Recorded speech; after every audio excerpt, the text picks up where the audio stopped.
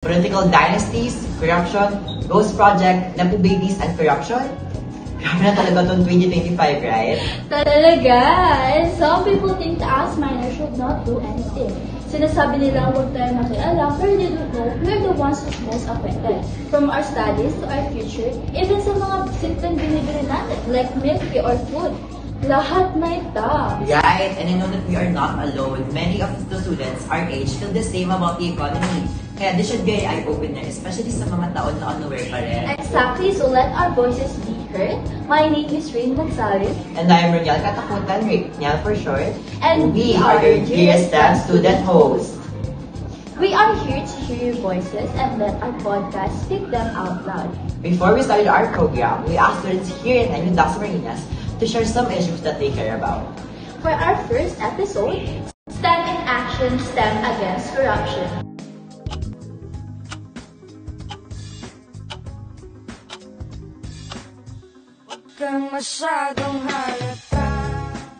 We invited 4 STEM students dressed as their future careers. They will share how being politically aware connects to politics. Their dreams, future careers, they will also share their wishes, hopes for the better change of our township. Kaya naman, let's welcome Nicole Bermejo, Hannah Sebastian, Shania Rubio, and Tristan J. Robson, all from STEM 2505.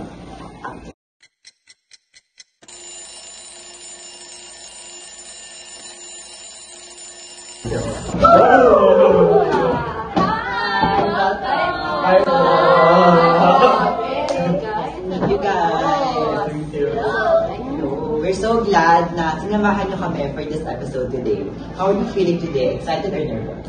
Sino gusto? I'm kind of nervous, actually, but a bit excited. Yeah. Same. I'm also nervous, but I felt excited at the same time. Ako naman, bro, I'm happy to be here. Kasi, first time ko to eh. Me too! Bring energy! Now introduce yourselves and your dream careers. So, I'm Nicole C. Bermejo and I am 16 and I want to be a journalist. Wow, a journalist. Have you joined your campus journalism? Not yet, but I find it interesting. And I'm Shania Zelene Rubio, 15 years old, and I'm dressed as a doctor. Wow! Ano talaga siya, no? Future STEM doctor. Talagang STEM student siya. And I'm Hannah Sofia E. Sebastian, 17, and I want to be a science teacher. Nice! Yes! And I'm Tristan J. Ocampos, 15 years old, your future politician. Politician! Perfect sa topic natin today. Alam mo, I hope you become a good one. Actually, that's my goal. I actually want to have change in our corrupt system and our government. Inspiring, no? So now, let's do a short Q&A.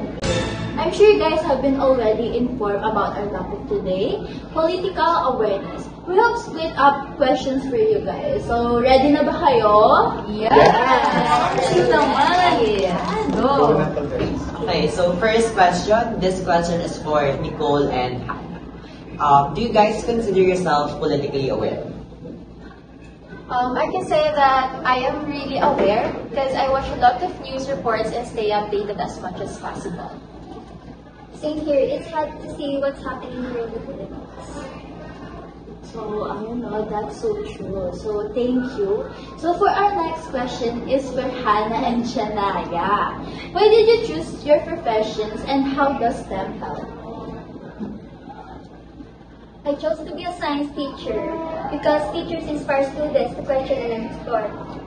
STEM builds critical thinking and problem-solving skills that make that possible.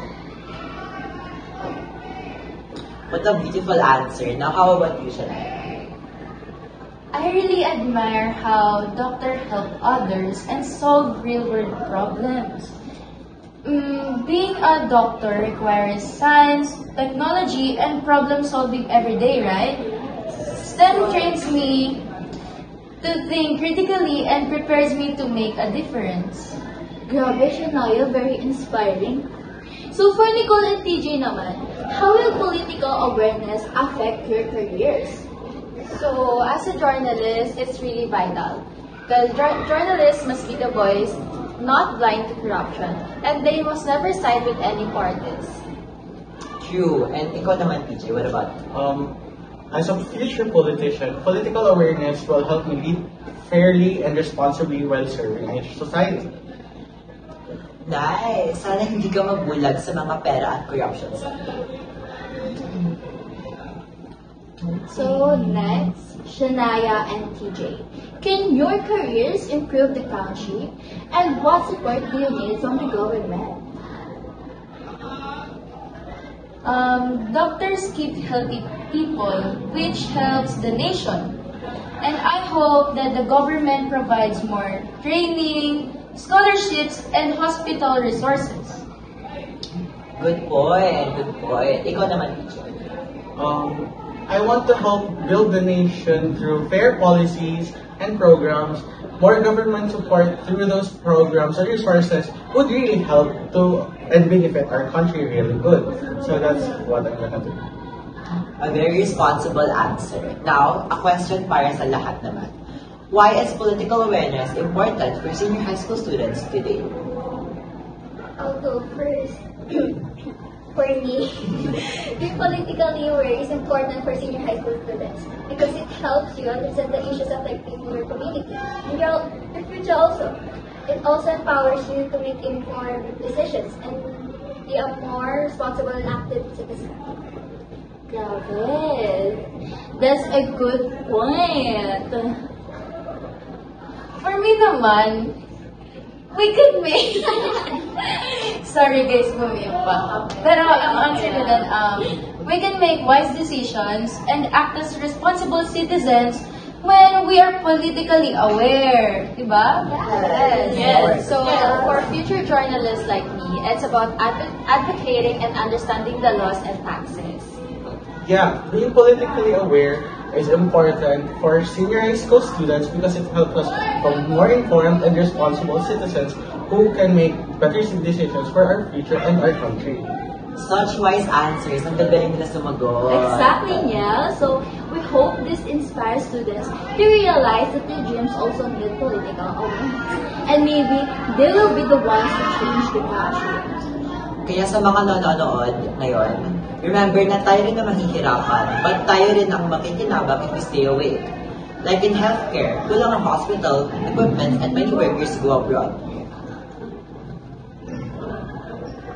Wait, in the education sector naman, many kids can study due to poverty and school lacks resources. And sa journalism, many fear for their lives just by telling the truth. Hi! Yeah, so we hope students watching realize many things, especially how STEM connects to politics. Exactly. Now, thank you to our interviewees and we hope that next time kayo naman ang masumali. See you next time, Bulma!